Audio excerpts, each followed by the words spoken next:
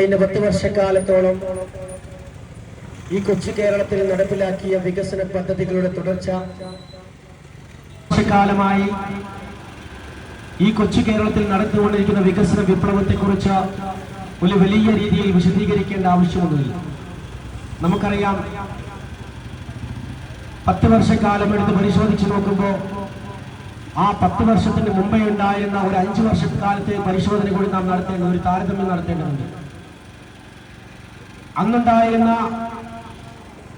സ്ഥിതിവിശേഷങ്ങൾ, ഈ നാടിന് സംഭവിച്ച 2016 മുമ്പ് ഈ നാടിന് കഴിയാത്ത വികസന വിപ്ലവമാണ് ഈ കേരളത്തിൽ നടപ്പിലാക്കാൻ ഇടതുപക്ഷ ജനാധിപത്യം വഴി സാധ്യമായത്. ഒരു 10 വയസ്സുകാരൻ കുട്ടിയോട് നമ്മൾ ചോദിക്കുകയാണ്, പോലെ പവർ കട്ട് എന്താണ്, ലോഡ് ഷെഡിംഗ് മകനെ പഠിക്കാം.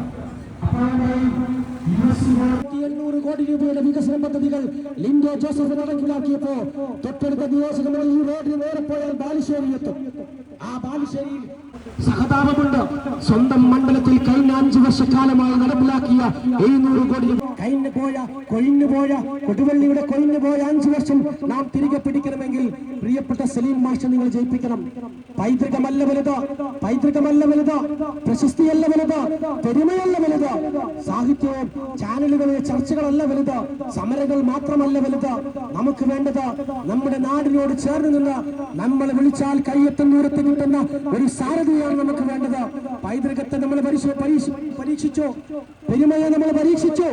ആ പരീക്ഷണങ്ങളിൽ പരാജയപ്പെട്ട കൊടുവള്ളിക്ക് വേണ്ടത് നല്ലൊരു നാളെയാണ്. ആ നല്ല നാളേക്ക് വേണ്ടി സത്യസന്ധനായ സലീം മടവൂരാണ് വേണ്ടത്.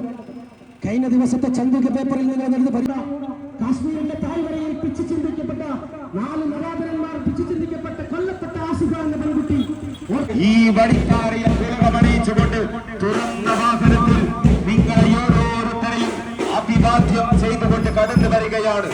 ആശീർവദിക്കുവിൻ, അനുഗ്രഹിക്കുവിൻ, അനുമോദനത്തിന്റെ 1000 പൂച്ചെണ്ടുകൾ അർപ്പിക്കുവിൻ.